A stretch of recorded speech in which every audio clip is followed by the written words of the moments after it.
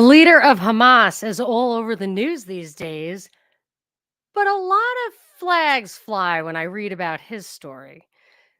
Let's get into it. This is Monica Perez, and this is I'm going to call it a mini deep dive. We'll see what I come up with. But on Monday, I did a news roundup and I said, hey, I'm going to talk about this guy, Yahya Sinwar. There was a huge expose on him in the Wall Street Journal. And as I read it, it was just like red flag, red flag, red flag. This guy's story is fishy. And I told you I'd talk about it today on Thursday. I don't have time to do a whole news roundup, but I have a lot on this guy, so it might take up the whole time. But since then, so right before I came to go to air, I was like, let me see if there's something in the news about this guy today. There's like many, many headlines. Not only have they been just over the past couple of days rolling out this story about this guy, highlighting him personally, but this morning, Israel dropped leaflets. The IDF dropped leaflets on Gaza, offering a $400,000 reward for this guy because he continues to elude them.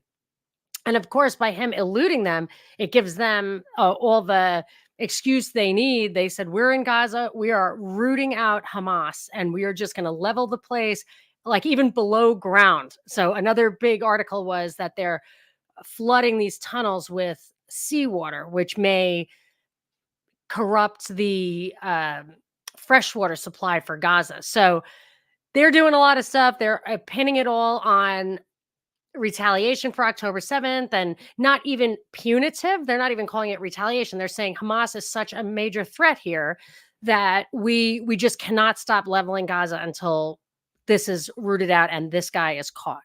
Now, I think it is, I'm not going to call it common knowledge, but I believe that it is in evidence.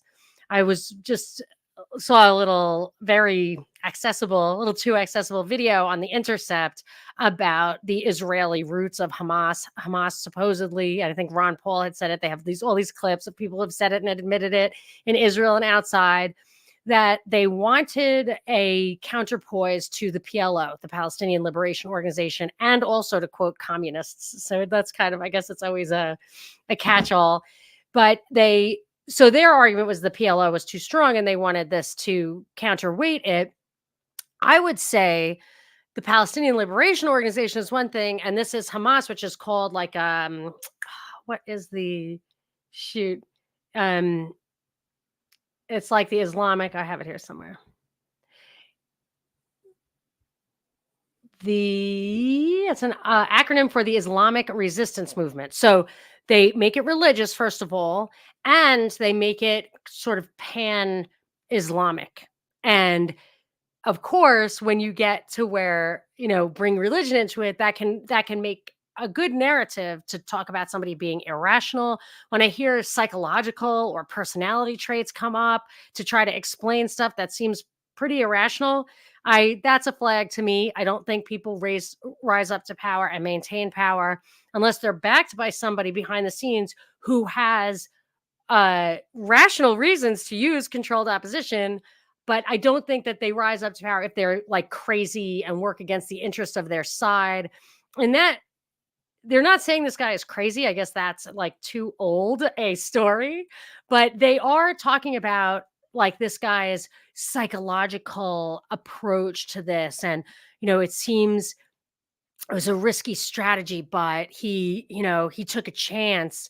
But this guy, I'm not buying it. I'm not buying it at all. And there's a lot of stuff. So I'm going to go through it one by one.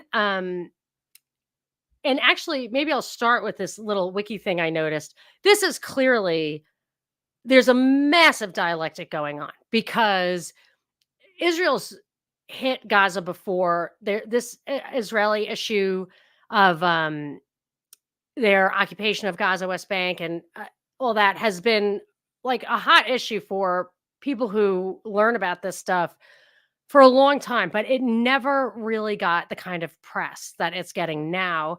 And of course, it feeds on itself. The protests are getting a lot of airtime.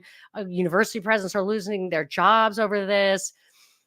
And there's also the polarization, the basket. So if you're pro, and I see people putting it in quotes, Palestinian, you're woke. And if you're conservative, you need to approve of this specific action by Netanyahu. And I'm going to just say it's like Netanyahu. I think that I actually, I might, I'm not going to get into this because I haven't researched it too much, but I just remember before October 7th, when this event happened, the protests were against Netanyahu's vast overstep on trying to restructure the court system in Israel. There were bigger protests in Israel than ever before by Israelis. And this, of course, is like a classic take the eye away from domestic issues.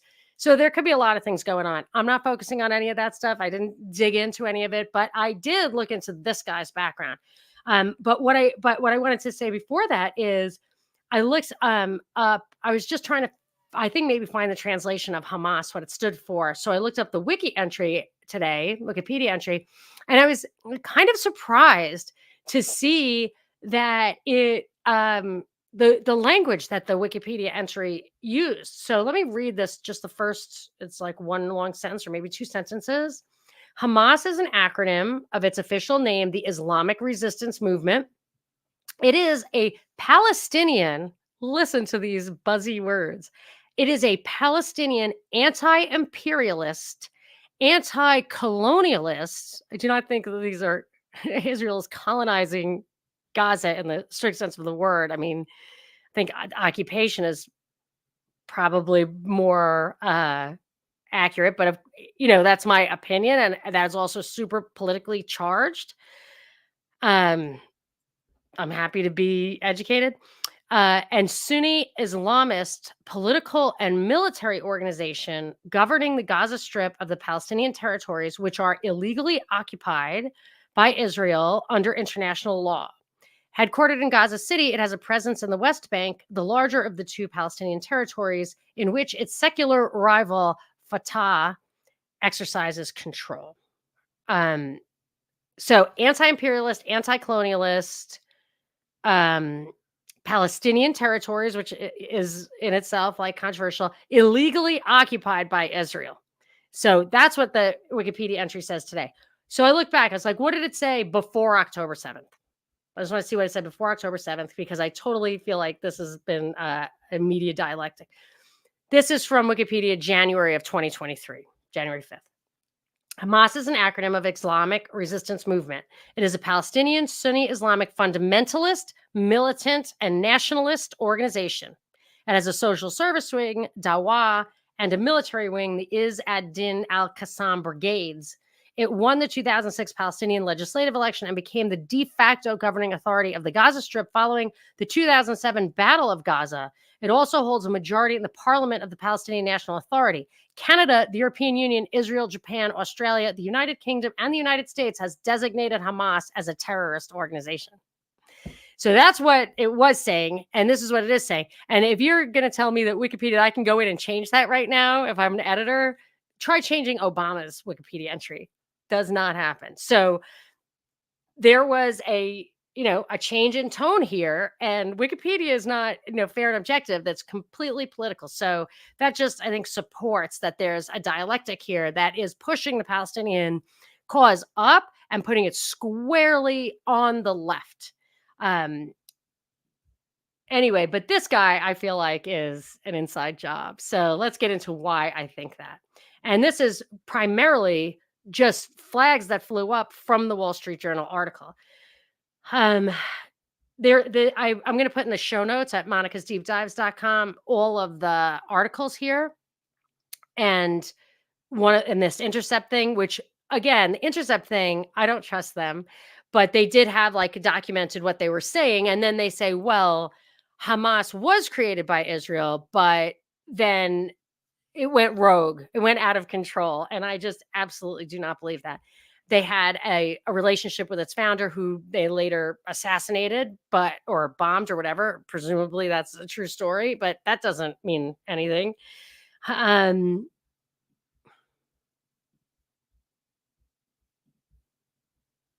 Okay, the first red flag in this article about Yahya Sinwar. Yeah, right. When Hamas leader Yahya Sinwar was imprisoned in Israel more than a decade ago, He explained to an Israeli official a theory now central to the war in Gaza. Um, his theory was that Israeli soldiers hold an exalted place in Israeli society. Now, remember, everybody gets drafted. So everyone, I guess, is exalted, except for the Orthodox, who I think also hold an exalted place. So can every single person in a society be exalted? I don't know. But he said, so they're so exalted that if we kidnap soldiers, they will, or as it's called sometimes, civilians in the military, it will get them to give us some of the Palestinian prisoners they're holding who have bombed and killed Israelis. That's what he's after. He won't rest until he gets all those people back. And his strategy is to kidnap soldiers. Now, Israel's only, I found in the Wikipedia entry for negotiating with hostages country by country, Israel only has 2 examples because their general rule is not to negotiate with terrorists or negotiate for hostages or whatever. There's a third example that I might get to through this, but I'm not, it wasn't in the wiki thing. But let me just quickly see where that is. It says, I think 1985. I can't remember. Anyway, so there were a few cases when they were um, negotiates to release hostages. I forgot the other one, but one of them was this guy himself. Sinwar was released when, with 1,000 other Palestinians, when his brother, among other people, kidnapped one Israeli soldier, Shlat, I think his name was, and went on for years, the negotiation, but finally all these guys got out. Sinwar, having been a convicted murderer of both Israelis and Palestinians, was kind of on the cusp of people they were going to let out. So he was like the most bad guy, but they did let him out. But while he was in prison, he studied under, so first of all, he was in an Israeli prison for a long time, which already to me is a flag. When somebody becomes radicalized or controls a deadly organization from inside the prison of the target of that organization, that's one of, throughout this is going to pop up what I call the incompetence canard. Well, they're just incompetent. The governments are incompetent. The prison was incompetent. Israel, everybody's incompetent. This guy's incompetent. I don't believe that. That's not, it's too irrational for people to remain in power when they're just purely incompetent all the time. And that goes for our own government as well.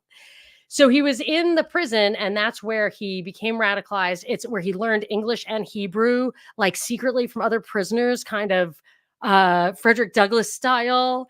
And he also became close to this guy, Sheikh Yassin, who was, I think he's considered, he was released in a 1985 swap involving more than 1,000 prisoners for 3 Israeli soldiers. Okay, that was not in the wiki entry. This is something that was in, I think, the Wall Street Journal entry. So there was that one. There was Sinwar being released, and there was the third one.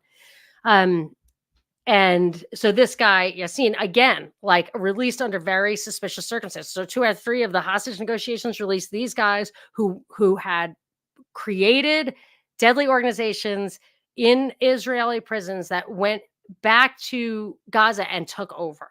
So when somebody's been recently arrested, I know this because I've known a few drug dealers in my town, is like on the outskirts of New York City. Anybody who's been recently arrested, you can't talk to that guy. He did not get out of jail because he's trustworthy, right? I guess if you serve your time like Reservoir Dogs and you never say anything, you serve hard time to the last minute, that's one thing.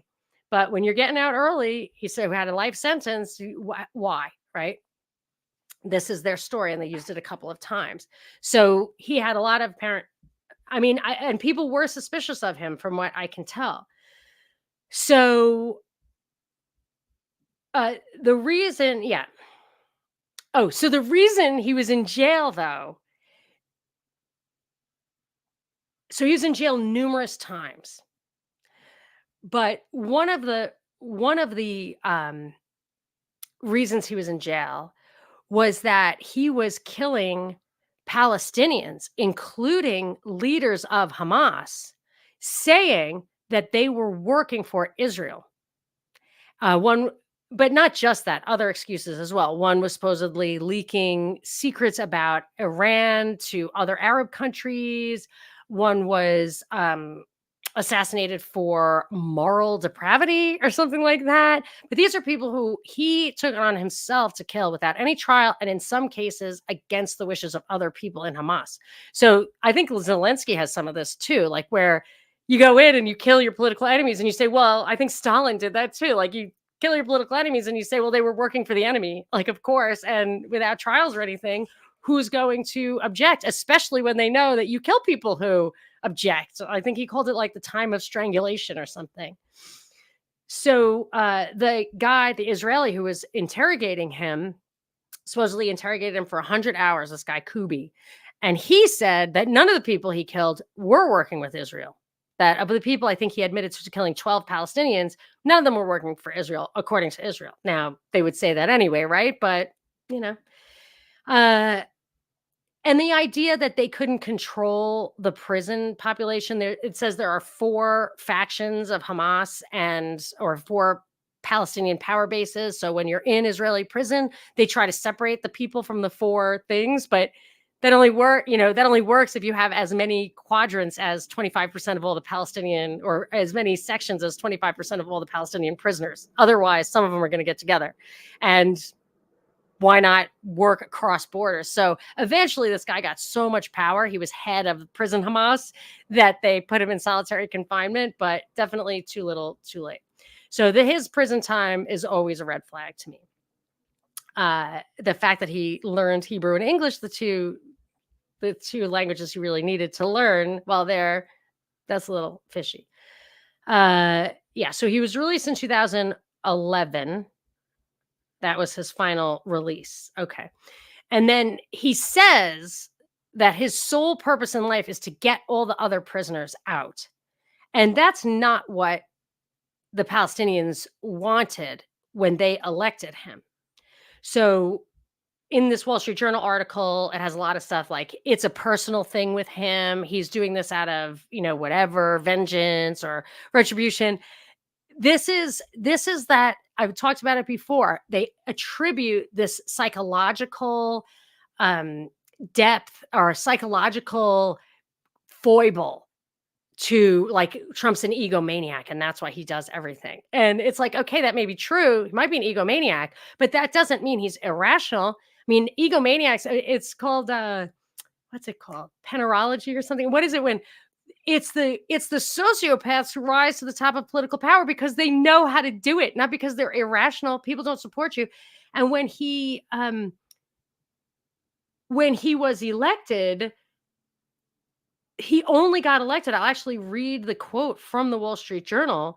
Sinwar was voted as leader of Hamas in Gaza by its members. Other Hamas leaders assured members that his election as Gaza chief wouldn't drag the group into new rounds of internal and external violence. According to Hamas officials, he said he wanted to reconcile the West Bank and Gaza Hamas and break the neck of anyone who stood in his way. And those talks failed to progress, and Palestinian attempts to create their own state were complicated by internal divisions. So he has created not only this massive blowback, but he complicated any kind of negotiations along the way, whereas the PLO, I think, was making progress with the Oslo Accords. I'm a little rusty on that, though. Okay. Oh, and the election process was changed to something considered a little sketchy by, it was a controversial change right before he was elected. So this guy, his angle supposedly is understanding, like this was the article in the Wall Street Journal, it's like his understanding the Israeli psyche, that's his superpower. But his idea was, let's see. I want to read the actual line from Wall Street Journal because I don't want to sound like I'm paraphrasing or anything. It says, so his idea was that he would get in there. Where does it say that? All right, well, I'm just gonna have to wing it. He thought that he would get in there and he'd get some hostages and trade them for the Palestinian prisoners, and that it would spark a big war that like Hezbollah and Lebanon and Iran and everybody would just pile on Israel. This is what he thought what the hang gliders was going to do, which hey, the way things are going, like I didn't expect it to spark this kind of like pro-Palestinian protests. Like that was a paradigm shift for sure. And I think that the end game here is to create a highly controlled separate state for the Palestinians, or they have basically killed all the Palestinians who had stayed behind, or anybody of any like power. Like Afghanistan was like that. Like the the kind of UN ambassador was like 20 something years old at a certain point because there's just nobody left who knows anything. Then you put a puppet in there. And another article I read yesterday was about how the United Arab Emirates is already talking about rebuilding, but they're not going to rebuild unless the right kind of rulers are in Palestine. So they've destroyed it and they're going to rebuild it. And it's so like, I never know if I'm using this word correctly, like banal. Like it's just so, and venal is another one. It's just like, it's about money in the end. Like, ugh. But it seems to be anyway. So he was supposedly, so the Wall Street Journal says, Hamas has to first, before his vision can be realized, survive Israel's powerful and deadly counterattack. If Hamas miscalculated, Sinwar could be overseeing the destruction in Gaza of the U.S. designated terrorist group and lose his own life. And Gaza entirely. I mean, I think at least 19,000 people are the official death count there now. The gamble has already come with huge costs, including devastation across huge swaths of Gaza and the deaths of around 18,000 Palestinians. But this was a few days ago. All right. He was called the butcher of Khan Yunis for killing Palestinians. That's where he's from. Yeah, I'm not going to get into these specifics, but, one of them was the former spokesman. I guess I am. One of them was the former spokesman for Hamas, Ayman Taha. He was a liaison between Hamas and Egyptian intelligence, and Sinwar ordered his death supposedly over concerns he was leaking information to other Arabs. This is the one that's really messed up. In 2016, Sinwar was involved in a decision to execute a senior commander of the armed wing, Mahmoud Ishtawi, according to Israeli and Egyptian officials and a person close to the murdered commander. Before his death, Ishtawi told his family that Mohammed Daif, the head of the armed wing, had visited him and ordered other Hamas officials to release him, but he was killed anyway. And then Hamas released a statement saying he was executed for behavior and moral crimes. But that's super suspicious. Like Soleimani was an Iranian guy, and I guess we killed him, if I recall correctly. And there were just millions of people protested because they really liked him. They respected him and trusted him. And Iran was like, we're going to get America back. And then by some incredible act of total incompetence, they accidentally blew up a plane on their own runway full of like Ukrainians. And they were like, oh, I guess we're even now. And I just feel like that was it for me. I was like, oh, Iran is controlled opposition and Soleimani was probably legit. And I think that's the kind of thing that was happening here. One thing about the backstory of Hamas is that it was an outgrowth of the Muslim Brotherhood, which I believe is widely known as MI6 or created by British intelligence. Anyway, the interrogator Kubi I mentioned earlier. Here's a quote from him: "Releasing Sinwar was the worst mistake in Israel's history." Like this whole thing is just this comedy or tragedy of errors. I never believe the story that something goes rogue. Okay, sorry. Here is the quote I was looking for. It is, while the initial lightning attack on October 7th proved a success for Hamas, Sinwar made two mistakes, according to Amos Gilead, a former Israeli senior defense official. Sinwar thought that the attack would start a regional war involving Iran and Hezbollah, and that Israel wouldn't invade Gaza to kill the Hamas leadership. He thought Israel would not invade. This guy is the Israeli psyche king, like, he's the guy. And it's not about Israel really, like, it's Netanyahu. I think this is all about Netanyahu. If you were looking at internal Israeli politics, he, like, lost 3 times. Like, I don't understand why he's still in power. They must not like that, and then he was gonna get the Supreme Court to heal. Anyway, incredibly stupid. Yeah, anyway. Gilead says now this guy's strategy is to gain time, but we don't have any choice but to destroy him and basically everything else.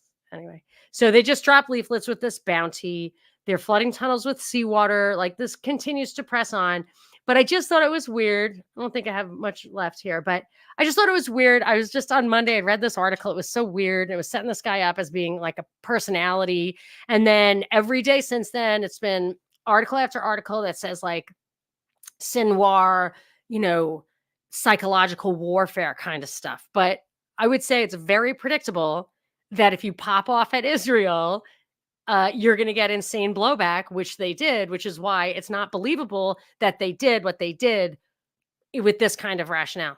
It's just not believable. So they're spending a lot of time doing two things. They, like, have a lot of multitasking. They want to try to develop this guy's personality so you could imagine somebody making this mistake, right? So you develop that, and this is the guy, and blah blah blah.